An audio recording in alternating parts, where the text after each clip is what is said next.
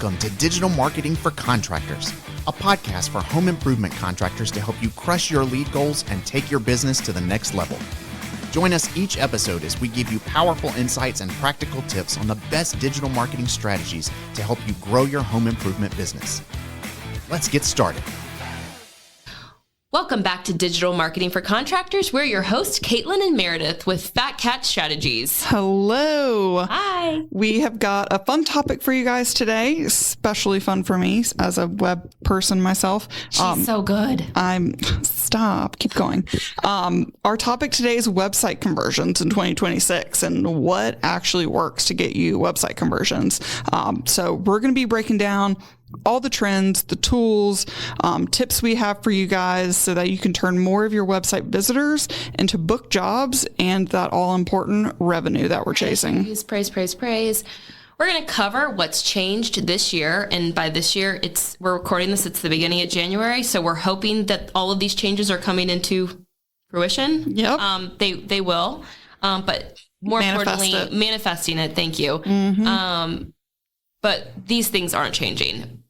AI personalization, frictionless experiences, and conversion optimization strategies that are built for the day and age of the year of our Lord, 2026. Let's get into it. So before we talk strategies, let's talk about what a conversion actually means today. Favorite question. What's a conversion? What's a conversion? And honestly, if you're not talking to your marketing agency about conversions, if they're trying to woo you with just here's some new SEO content or here's some metrics that don't have anything to do with conversions, ask them about it. Ask us, send us your analytics, we'll help you out. But really a conversion isn't just a form fill anymore. It really is a phone call. You know, traditionally when I first started marketing, it was a form fill, it was a phone call. That was your conversion. But it really is any kind of meaningful action that your visitor on your website is taking that gets them one step closer to becoming a customer. Yeah. That can be scheduling an estimate. That can be booking a call. That can be just requesting a quote. So anything. Some of them, surely. But we have live chat features. Yeah. We've got texting features, signing up for email newsletters, that kind of thing. Oh, that's perfect. Thank you. I know. Mm-hmm. I just have to play that person. Mm-hmm. But since we are in 2026, conversion marketing means understanding your audience so well that your website guides them to the next step without confusion, hesitation, or friction. So let's dive into key website conversion strategies that are working right now. Beautiful. First-party data and consent-driven targeting. Those were lots of buzzwords. Lots of buzzwords. If you have, or your agency has suggested, adding something like a checkbox on your forms with some text that says, by checking this box, I agree for XYZ company to contact me via this or that method. You are already starting to implement some of these things. Third-party cookies, and I'm not talking about the delicious kinds that I'm constantly thinking about. I'm talking about on your website, third-party cookies, those having been slowly and quietly vanishing from the digital marketing landscape over the last few years. Quietly is right. Yeah, it's made it so that first-party data, meaning data that you get directly from the users. Legally on your website. You've consented to it, is more important than ever. Like I said before, the consent boxes on your forms is one great example. Another one is when you have a scheduling tool on your website, which can be Calendly, it could be House Call Pro, it could be a number of different tools. If somebody is booking an appointment with you, putting time on your calendar, that is a conversion, and it's a pretty great conversion, I might add. Yeah. And really any other time when somebody's calling you and there's something in the recording when they call your phone tree saying, you know, this call is being recorded for quality assurance, blah, blah, blah. Anything like that, you're getting consent from the user and you're able to start tracking their movement in the not creepiest way possible. as marketers, we love that because we get to, with permission. We are creepy, though. We're creepy for a living. But with permission. With permission. We get to be extra creepy. For a living to generate revenue for your company. So all of these things make it so that your conversions are more targeted and they're better quality. So listen to that last episode if you can hear Meredith. If you can hear me in the last episode where I was whispering from a closet next door, apparently with my microphone, take a listen. I promise you'll know what we're talking about. Bad leads. Bad leads. We don't want them. And these things with first party data and consent is going to help you avoid bad leads. But yes. Let's talk about AI. Yeah. Personalization. Of course. Can we not talk about AI? We have to talk about AI. Strategies that are not going to not stop working. AI powered personalization. AI isn't a buzzword. It's not. It's central to personalization, if I haven't already just said that. Tailoring content, calls to action, and messaging based on behavior or intent helps boost conversions in ways generic sites can't. For sure. This is something that you're like, what did all of those words just mean? And as I was like saying them, I'm like, how do I explain that? Yeah. So you're taking dynamic content insertion, for example. So one of the best things you can do, and this has been one of our tips, tricks, that now you all get to hear it.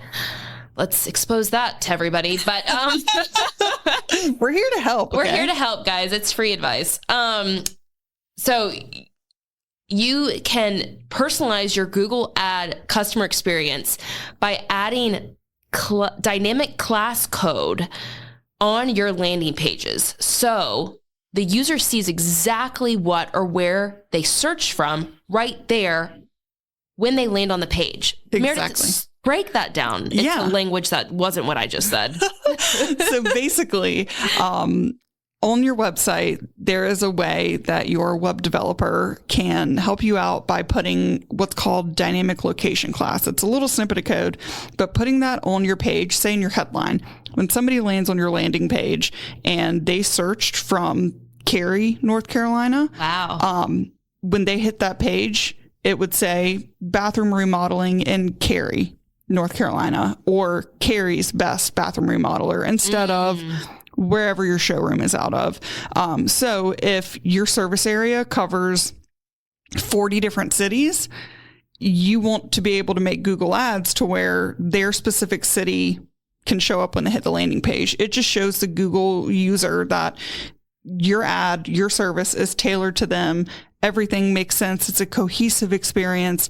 And it really is that next level of personalization that AI needs to see. It needs to see that. And it's also going to help the user have a better experience to convert. Because remember, we're talking about how to get users to convert on your website. And so this dynamic insertion is just one way to really refine the user experience. So what they see after clicking on an ad is exactly what they're looking for, and they won't even need to click away. Weird. It is weird. Speaking of creepy, that's what we do, and it makes for a great user experience, I'll be honest. It really does. Mm-hmm. Let's talk about something you have a degree in. I do. Surprise. Psychology major over here. I went to her graduation. Yes. It was very sweet. Go Pack, if there's any Wolfpack fans out there. Yes. If you're not, I'm sorry. You just missed me throwing up the woofie, which not a soul could see. No, I don't even think I saw it. You did it secretly. There we go. Go Pack. Conversion psychology. I know you're like, where are they going with this? Conversion psychology. That's what we're tying it back into. It's not just about reducing friction, but it's building trust with your potential customers. And that's through building trust with clarity, with awards, recognition, social proof, making sure that the users know that you're a legitimate company. You've won X amount of awards. The community recognizes you. You have great reviews. So big flashy red buttons aren't going to work anymore? I mean, you can have some big red buttons, but ain't nobody going to click them if they don't think you're a legit business. So have your shiny red buttons to your heart's desire, but make sure that next to those buttons, around that buttons, as long as it's above the fold, you've got some trust building. What's above the fold? I know what it is. Yeah, but no, for all the great people. When you land on a website, before you scroll down, everything you see on your screen is considered above the fold. So basically, you don't have to scroll or go anywhere to be hit with great reviews or certification badges or maybe pictures of your team. Team pictures. Like, look, these are real human people. Here's their pet. Like, oh, don't put a dog on the homepage. And by that, I mean, please do. Yeah, please do. Dogs sell. You trust people with dogs. You do. Even though our company has cat in it. Listen. It's animals. We love animals. Yes. So CTAs should always be accompanied by some sort of trust signal. Thank you. Exactly. And that's the psychology behind conversions. Exactly. They trust you, so they want to give you their information. This is not new to anybody, but it's still relevant in 2026. With most users interacting on mobile, your phone, every element from navigation to those CTAs, those call to actions that Meredith was just talking about, need to feel seamless. Think about your experience when you are on your phone looking at a website. Are you frustrated? Are you happy? Are you you feel like, okay, I'm looking at this site. I understand this company. I'm able to get to what I need on my phone. That is so important. And we used to say back in the day, well, the big decision's really going to come down from the people who then went to their desktop and, and converted. So we used to, exactly. We would used to be like, oh, look at all the people who came in through mobile and then left and then came back through desktop. You want to let people convert through their mobile device. Convert while you have their attention when they're on the phone. Make it easy. Chat feature, form, phone call. Make sure all of these are working on mobile. Yeah. A lot of times you'll see a great looking desktop experience. Don't assume it looks good on mobile. Yeah. A lot of times it doesn't. And that's why whoever you're working with should be designing your website with mobile responsiveness first of mind. So make sure you take a look while you're listening to this, as long as you're not driving, of course, take a look on your phone, look at your own website, scroll through the pages, see what your experience is like. And, make sure it's up to par with what you're looking for and what you want your customers to have. Exactly. This one's super important. Yes. This next one is big. Speed, accessibility, and technical performance. Also not new news. It's not new news. It is a necessary evil that we have to constantly stay on top of because your website changes constantly, not just when you add new content, but if you are keeping your website updated with plugins and all the technical, which you should be, things that you're paying somebody so you don't have to worry about, when they're updating these things, it has inadvertent effects. So making sure that you're always staying on top of the technical performance of your website is so crucial. And, a good way, if you want an action item right now, a good way to know, okay, well, how is my website performing if I should be so concerned about it? Yeah. Go to Google's Page Speed Insights. Free. Free tool. Super easy to use. All you have to do once you get there is put your URL in, and it's going to give you a score on mobile and on desktop. And this is super important. Those scores almost always are different. It would not be surprising if your mobile score is lower than your desktop. That's okay. But we want that score to be in a healthy place. Google has some recommendations for you. So when you look at that report, it's going to be color coded, nice and easy. Take a look at it. And you may be asking, okay, well, this is just one tool. Why should I trust this? Why does it matter? It's Google. And where are... Is that the answer? It is. Okay, good. It matters because it's Google. Yeah. It is Google's prerogative to follow what their tools are saying. Yes. To provide priority with Google Ads when you're looking at landing page experience, for Google Business Profile to show a website first, with organic searches. If Google's native tool is saying this website performs really well, all of Google's platforms are going to be more likely to show your website. So it behooves you to please the Google gods. And a great way to do that is by looking at Page Speed Insights. Super simple. All you have to Google, Page Speed Insights. So we talked all about page speed here and like kind of technical performance, and it is black and white. Like once you plug your site in, it's going to be you get a score, you get red, some numbers, yellow, green. What about accessibility though? Yeah. So accessibility is something that, we should all as consumers be aware of and concerned That's about. a good point, yeah. Basically, how accessible is your website to a variety of users? They may be hearing impaired, they may be vision impaired, they could have any number of other difficulties when visiting a traditional website. Accessibility tools are something that you can add on to your website. It should be very straightforward, and it provides a tool that lets any kind of of person with a disability view and experience your website the way it's supposed to be experienced. And Google and the internet, they love it. They love that. You're supposed to have that. In fact, like, not to like throw this out there, but I know many times there have been lawsuits because a site isn't accessible for somebody who is vision impaired. Right. The ADA has a lot of compliance and rules and regulations. But that may sound scary. The good news is there are tools that make it very easy to take care of it. Yes.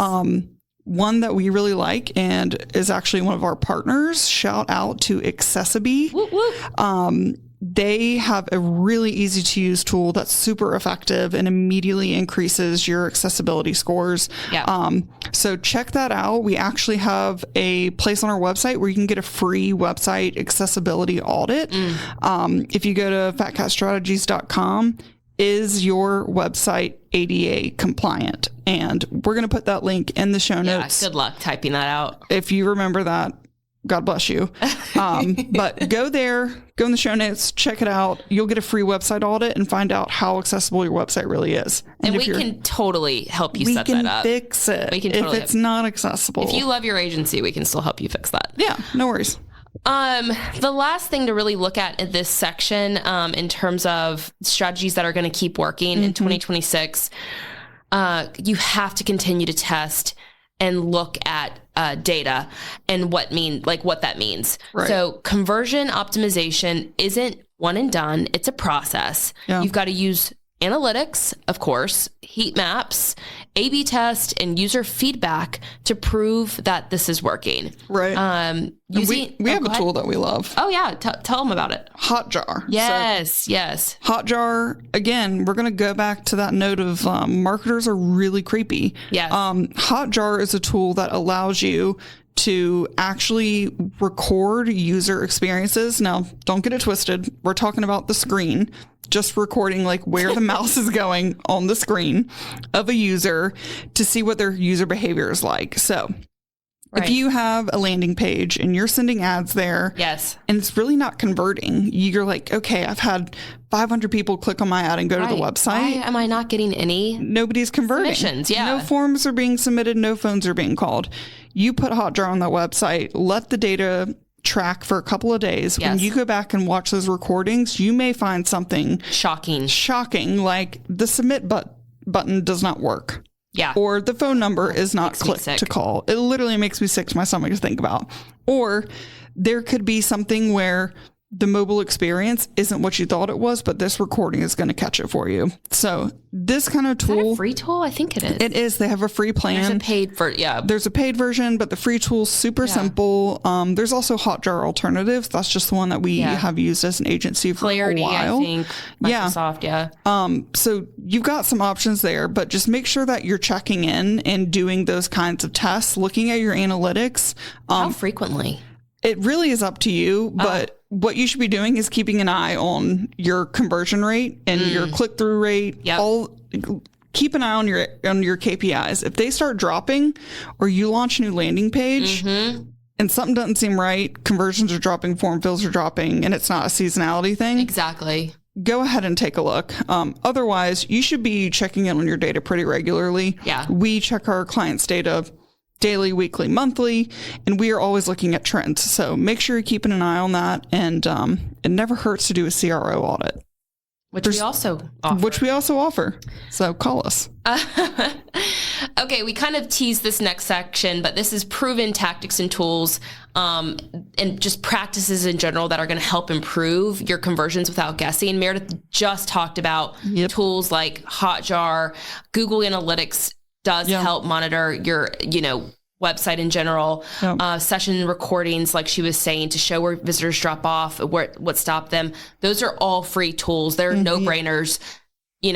Check them out. Keep an eye on that. I'm just kind of flying through this, but another thing that's super important, A/B testing. So test headlines, layouts, forms, like the position of those forms, the fields of those forms, see what's actually moving the needle and like what feels right. There are tools as well.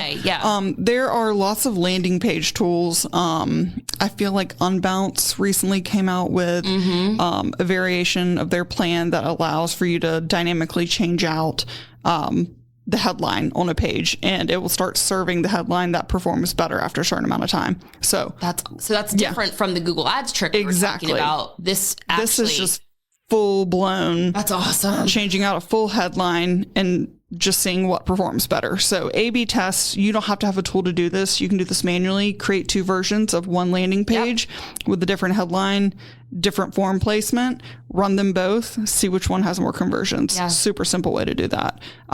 And, we did also talk about the AI content. Or, dynamic content. So make sure that if you are not using our secret trick, I hate to give it away, but we want to help you. Make sure you're using dynamic location class in your Google Ads. It's going to help your landing page performance. And if you do that and you like what you see, we have a lot more tricks. So come back, talk to us. Real-time engagement, super important. Live chat hasn't gone away. That's still really, it's almost a standard now. Yeah, it's helpful. You get those quick answers, without having to actually talk to somebody at your company and take their time if they're price shopping, etc. Those also qualify those leads for you, having those live chat bots. And then social proof, trust signals, like we talked about earlier, having certifications, badges, real customer reviews. Testimonial videos are amazing. Your star rating. That is really going to help increase your likelihood of having a conversion. So all of this was an effort, again, to talk about what actually works to generate more and better conversions on your website. If you feel like you have a lot of conversions right now, but the quality isn't great, go listen to our last episode. If you can hear Meredith. If you can hear me at all in it. But I think Caitlin does have some good points in it, so you'll get half of the benefit. So go back and listen to it. If your website isn't converting, like Meredith just said, if you can hear me. If you can hear her, and we're going to whisper, you're going to leave revenue on the table. So, Meredith, I'm going to let you shout this from the rooftops. Oh, my God. All right, y'all. At Fat Cat Strategies, we specialize in building websites and conversion systems that actually work.